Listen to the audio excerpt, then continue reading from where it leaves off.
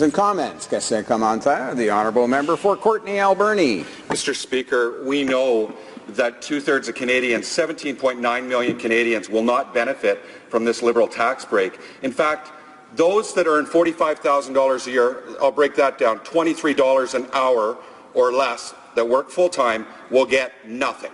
The Liberals talk about lifting those and helping those join the middle class that aren't in the middle class, but they forgot them in this tax break.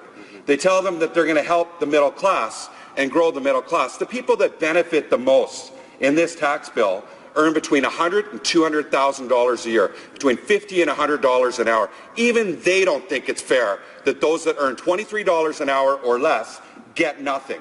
Mr. Speaker, I'd like the member to tell us, what is the Liberal middle class? Because in Canada, the median middle class is $31,000 a year. And I know in his riding it's $24,000 a year, and in my riding it's $26,000 a year. And I know that the member liked to scold the Conservatives for being out of touch with Canadians in the middle class. I'd like to hear from the member, what is the Liberal middle class? Secretary to the Government House Leader. Well, Mr. Speaker, if the member reads the legislation, he'll get a very good sense in terms of what the middle class is.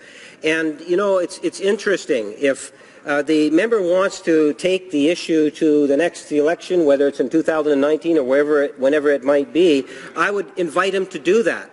I would like members who vote against this bill to tell those individuals that, as I pointed out, our teachers, our firefighters, our healthcare workers, many different professionals, to explain to the factory worker, to explain to those hard-working middle-class members that they voted against this bill because they wanted their own narrow perspective, which does not encompass what it is that this government is actually providing.